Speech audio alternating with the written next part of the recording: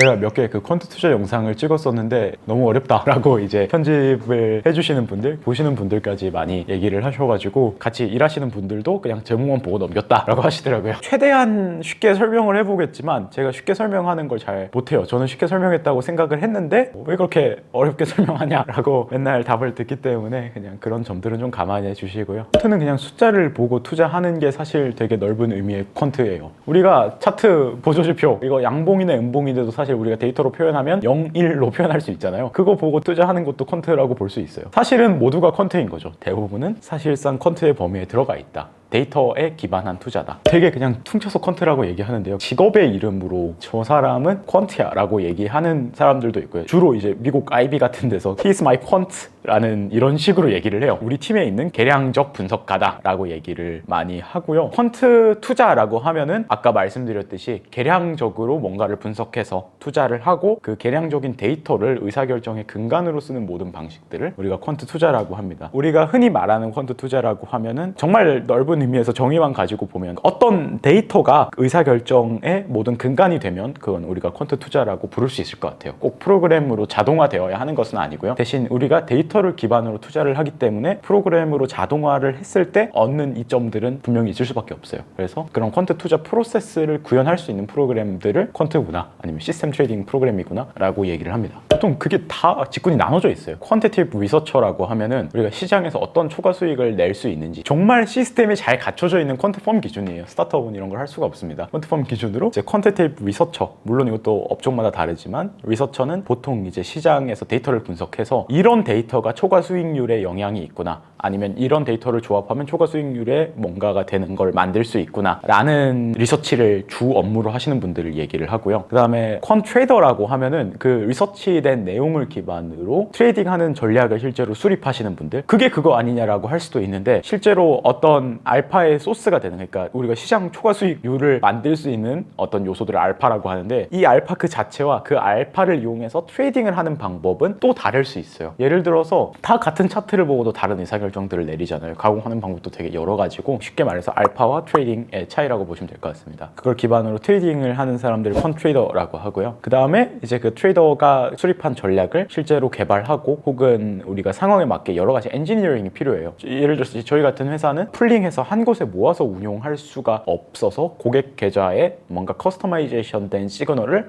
분산해서 처리해 줘야 된다. 이런 경우에는 또 퀀트 디벨로퍼의 역량이 되게 강조가 되죠. 그런 분들은 실제로 개발자 직군에서 넘어오실 수 있는 거고요. 이렇게 그냥 세 가지로 나눌 수가 있어요. 근데 실제로 현업에서는 그냥 저는 사실 그렇게 3인 역할을 다 하고 있고요. 트레이더랑 디벨로퍼는 좀 붙어있는 경우가 많은 것 같고 아니면 리서처랑 트레이더랑 좀 붙어있는 경우가 많은 것 같고 아니면 세 가지 일들을 다 그냥 골고루 하시는 분들이 다 모여서 브레인스토밍을 하면서 돌아가는 팀들도 있어요. 다양한 형태로 볼 수가 있고요. 이렇게 직군을 나누는 기준은 프로세스에 따라서요. 우리가 시장 초과 수익률에 어떤 게 영향을 미치는지 분석을 하고 분석된 거 기반으로 투자 전략을 세우고 그 전략을 엔지니어링을 통해서 검증하고 엑세큐션하는 단계가 있거든요. 그 단계별로 쪼개자면 그런 직군이 있다라고 얘기할 수 있을 것 같아요. 어떤 방식을 이용한다기보다 우리가 어떻게 하면 계량적으로 투자 의사결정을 내릴 수 있을까를 고민을 하는 거죠. 그래서 이런 계량적인 지표에 기반해서 투자 의사결정을 내리는 데는 몇 가지 프로세스와 엔지니어링 작업이 필요한데 그냥 이런 작업들을 한다라고 보시면 될 것 같습니다. 일단은 그렇고요. 그렇지만 퀀트라고 해서 100% 이제 계량적인 의사결정만 내리는 건 또 아니에요. 투자의 방식은 되게 여러 가지가 있고 예를 들어서 특히 재무제표를 좀 많이 분석하는 퀀트 툴 같은 경우에는 오히려 초과 수익을 내는 팩터를 퀀트를 가지고 찾는다기보다 주식을 되게 거시적인 기준에서 혹은 좀 정성적인 기준에서 잘 투자를 하시는 분들이 있다라고 할 때 그분들의 의사결정을 좀 필터링하는, 실수를 줄이는 이런 영역에서도 활용될 수 있고요. 투자의 방식은 여러 가지라고 할 수 있을 것 같습니다. 근데 우리가 흔히 그냥 퀀트라고 하면은 처음부터 끝까지 계량적으로만 의사결정을 내리고 실행 자체도 자동화된 방식으로 하는 걸 많이 상상을 하죠. 어쨌든 요즘 금융투자라는 거는 전산화가 돼 있잖아요. 전산화가 돼 있는 대부분의 것들은 적용하기가 크게 어렵지 않다라고 생각을 하고요. 대신 이제 전산화가 안 되어 있는 것 같은 경우에는 퀀트로 이제 최적화할 수 있는 부분들이 많이 없다기보다 튀는 경우가 많겠죠. 예를 들어서 퀀트로 자동화하기 어려운 투자 같은 경우에는 비상장 주식들이 있어요. 이런 것 같은 경우에는 거래도 잘 일어나지 않고 호가창이라 롤이라는 게 존재를 하지가 않잖아요.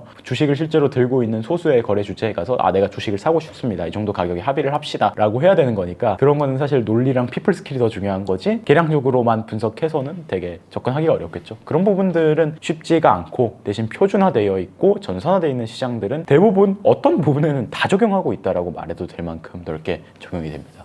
적합한 레벨 같은 경우에는 사실은 저는 개인 투자자가 퀀트를 활용해야 되냐라는 거에 대해서 조금 회의적인 게 있긴 한데, 정말 이성적인 결정만 우리가 내린다라고 한다면 간접 투자를 하시는 게 맞다라고 보고요. 대신 그 간접 투자 상품들이 어떤 원리로 돌아가고, 그래서 내 리스크 프로파일을 어떻게 잘 맞춰주는지를 분석하는데 퀀트를 사용할 수 있다라고 보고요. 흔히 주식 투자하시는 분들이 제일 많을 테니까 주식을 기준으로 한번 우리가 생각을 해보면, 어떤 투자 의사결정을 처음부터 다 계량적으로 바꾼다는 건 쉽지 않을 수 있어요. 왜냐하면은 엑셀도 데이터량이 많아지면 그때부터 다루기 어렵거든요. 코딩을 하시는 분들은 더 많지 않을 테고, 그럼 투자 의사결정을 처음부터 계량적으로 내린다는 건 쉽지 않은 일일 수 있지만, 펀트 투자의 몇 가지 로직들이 있고 이미 리서치된 자료들이 있어요. 예를 들어서 부채 비율이 어느 정도 이상으로 넘어간 회사들은 리스크가 높더라 라는 이런 계량적으로 검증된 이야기들을 알고 있으면, 물론 그것도 시장이 변화하지만 내가 어떤 주식이 좋아 보여요. 되게 여러 가지 이유가 있겠죠. 그 주식의 몇 가지 퀀트 팩터들을 분석을 해보는 거죠. 상대평가를 하든 아니면 절대평가를 하든. 흔히 말해서 위양성을 걸러내는데, 퍼스트 포지티브를 걸러내는데 조금 사용할 수 있지 않을까? 주식 개인 투자를 자기의 직관에 따라서 한다면 그런 느낌으로 좀 사용을 해보는 게 되게 소프트할 것 같아요. 사실은 저는 퀀트가 잘 된다고 얘기해야 되는 입장이긴 하고요. 그런 걸 팔고 있으니까 투명한 답변은 아니지만, 결국에 퀀트라는 거는 자기가 투자 매매 전략이 있다라고 할 때 구현하는 툴인 것 같아요.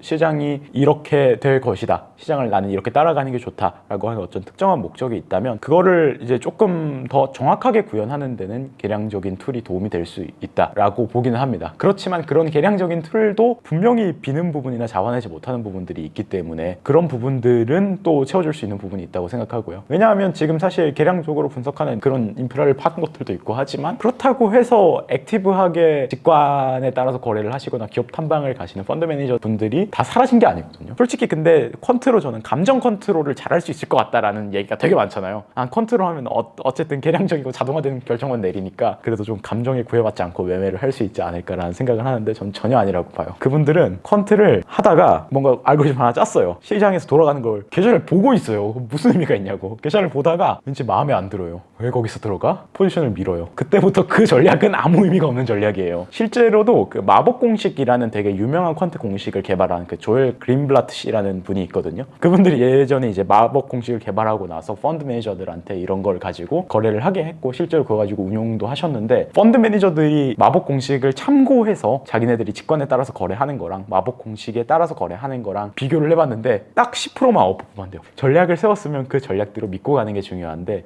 애초에 뭔가 투자에 대해서 감정에 많이 휘둘리시는 분이면 그 전략 자체를 믿지 못하고 뭔가 개입을 하시기 때문에 결과적으로 문제는 똑같다. 그래서 저는 구현하고 싶은 게 있는데 시장을 내가 계속 쳐다보고 있어야 된다, 그걸 구현하기 위해서. 그런 시간이 아깝다 라고 하면 좋은 대안이 될 수 있다고 봐요. 상황이나 투자 전략에 따라서 잘 결정을 하셨으면 좋겠다. 장기 투자를 하시는 분들은 퀀트를 하는 게 유리하지 않죠. 기본적으로 퀀트 하는 데 있어서 제일 중요한 건 통계적 유의성이에요. 통계적 유의성은 사실 유의미한 데이터 샘플량이라고 보려면 일단 진짜 그냥 수학적으로 다 놓고 봤을 때 한 30개 이상 있어야 되고요. 사실은 저는 경험상 10,000개 이상은 있어야 된다고 봐요. 우리가 과거에 검증해 볼 수 있는 샘플이. 근데 장기 투자라는 건 기본적으로 10,000개 이상 있기가 힘들어요. 그렇잖아요. 10,000번 이상 거래를 할 게 아니니까. 그런 되게 단순한 이유도 있고요. 조금 더 어드밴스된 이유로 저는 들어가 보면은, 퀀트라는 건 어떤 시장의 데이터에 분포를 하나 가정을 하고 거래를 한다라고 보거든요. 그래서 그 분포가 바뀌면 이전 분포에 피팅한 전략은 그 뒤에 분포에는 작동하지 않을 거잖아요. 물론 그런 거에 대응하는 펀드 전략도 심지어 있어요. 그런 분포를 바뀌는 걸 감지해서 거래하는 전략도 분명히 있는데, 어쨌든 어떤 분포 안에 가격과 이런 데이터들이 존재한다라고 우리가 가정을 하고 거래를 하는데, 장기 투자 전략은 오히려 정성적인 것들, 예를 들어서 정치적인 이유 때문에 금리가 어떻게 돼야 된다라는 리즈닝을 되게 정확히 할 수 있으면 그런 걸 하는 거잖아요. 대신 금리가 바뀌는 이벤트는 몇 개나 있겠어요. 그리고 그 금리가 바뀌는 이벤트에 대응할 수 있는 전략을 짜는 건 더 많이 없겠죠. 우리가 흔히 말하는 데이터를 기반으로 검증에 기반한 퀀트, 그러니까 탑다운이 아니라 바텀업인 거죠. 데이터 드리븐으로 가는 퀀트들은 절대 장기 투자에는 적합하지 않다.